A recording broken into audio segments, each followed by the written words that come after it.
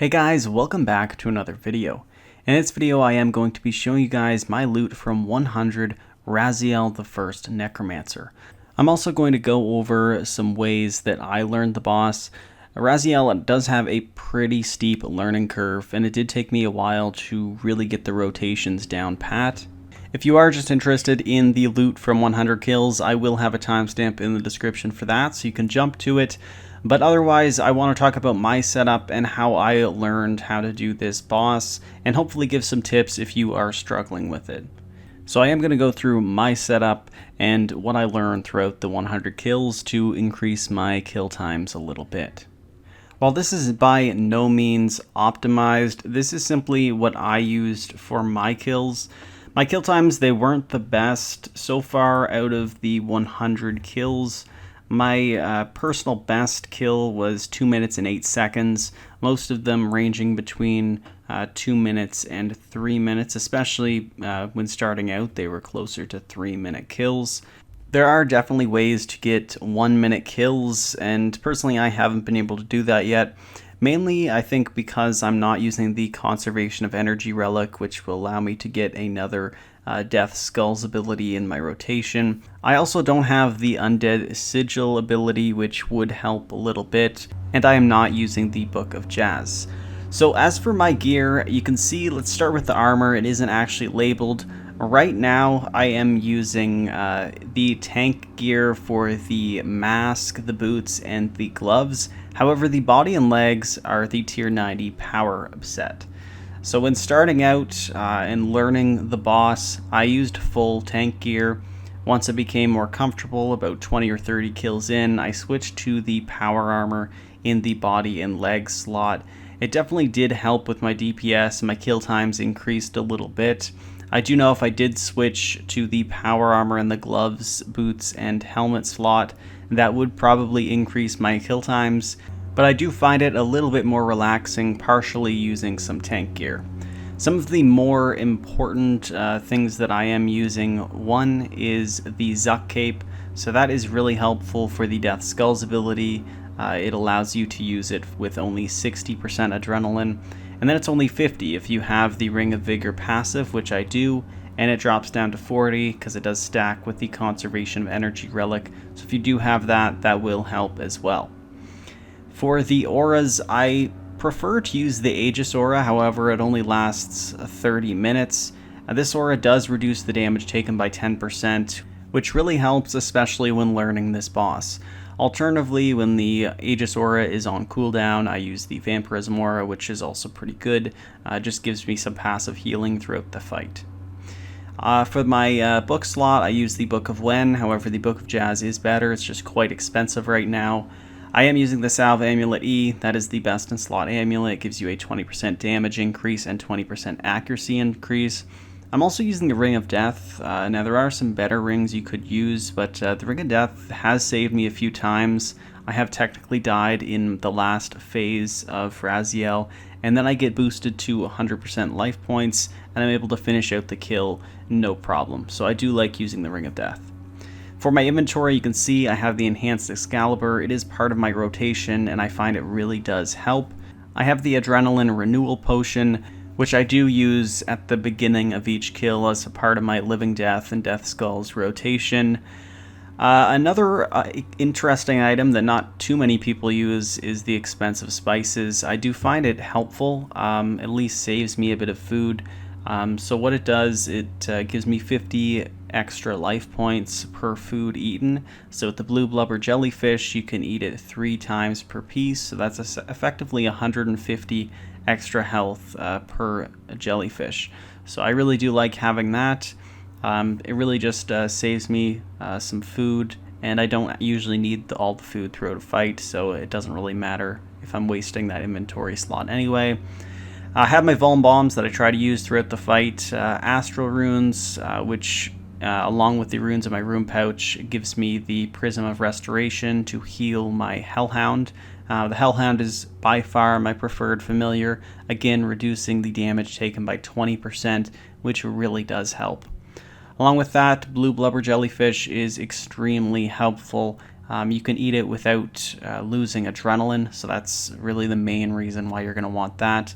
And then I have all of the necrotic runes to use the darkness incantation, and then the deathmark incantation if my power armor doesn't already apply it.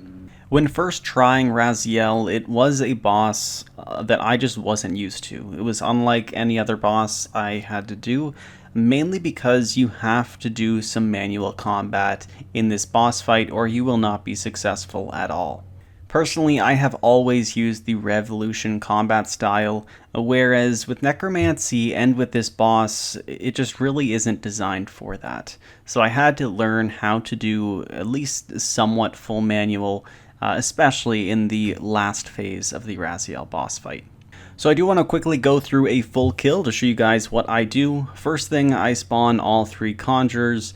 I make sure to use my command ghost ability and my command skeleton ability before the fight starts. I then use a Vuln Bomb and I use Death Skulls as soon as I can. Once I hit 100% adrenaline, I go into Living Death and spam click my adrenaline potion. That way I can use Death Skulls a little bit faster. In between using Death Skulls, I build up adrenaline using Touch of Death or the Necromancy basic attack. That way I can build up Necrosis stacks. Once I hit 12 Necrosis stacks, I use the Finger of Death ability, and then always use Death Skulls when possible. This way I can get off 2 Death Skulls abilities, and I also get a ton of Finger of Death abilities within the Living Death, so it is boosted. Usually this rotation will get Rasial down below 400,000 health beginning the next phase. With the ghosts, I can just step back through them before they actually spawn, and I can avoid that mechanic fairly easily. Just throughout this, I am just using different abilities. I don't really have a set rotation for this part of the fight. I'm trying to use my Command Skeleton Warrior ability as much as possible. I also use my Death Grasp special attack, and I just try and deal as much DPS as possible. If I do need a bit of extra health, I will use Resonance every now and again, just to help boost my HP without eating too much food. As you can see, I am just camping Soul Split, but I do switch to my Protect from Necromancy whenever Rasial has his residual souls full and is about to use the Volley of Souls ability. Once this last phase begins, as you can see, I'm running back and forth and spam eating food when needed. I try to start the phase by using a Vuln Bomb, and then I have my fingers on my Alt key and my 1, 2, and 3 for my basic abilities. I really just run back and forth using these basic abilities, a few more powerful abilities like the Death Grasp special attack, Finger of Death, and every once in a while, Death Skulls. I make sure that Rasial does have the Death Mark ability applied with my power armor. If not, I will use the incantation myself, and that's how I get the kill.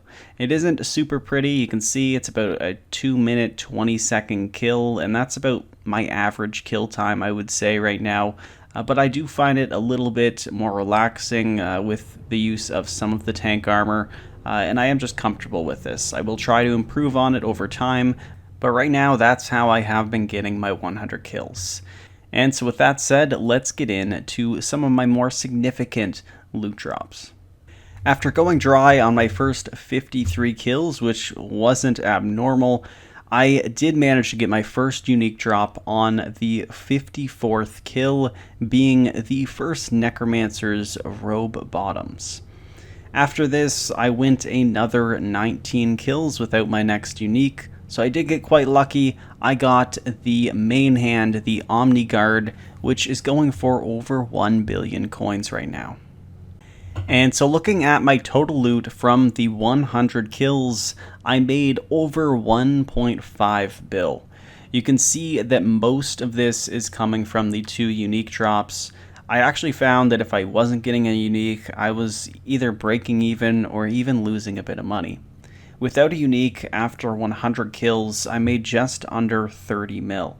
That's about 300k per kill, which isn't that great, and I probably was spending that in its supplies each kill anyway. If you do happen to get one drop, which seems to be the drop chance, you will definitely make some pretty good money from this, especially if you're able to get about 20 kills per hour like I did. Rasial is definitely a boom or bust boss. If you do happen to get that unique drop, you are going to make a ton of money right now, but you can go on a dry streak as well.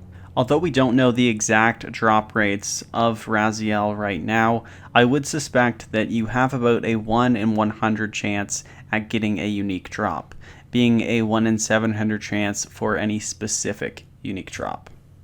I am extremely happy about the 2 uniques I got, especially the Omni Guard, since it is the most expensive drop at Rasial. Overall, I think I would probably expect getting at least 1 unique every 100 kills going forward. However, there are some people with some longer dry streaks, and that could definitely happen throughout my road to getting every Rasial unique. Anyway guys, thank you so much for watching. I really hope you enjoyed this loot video, and I'll see you all in the next one. Peace.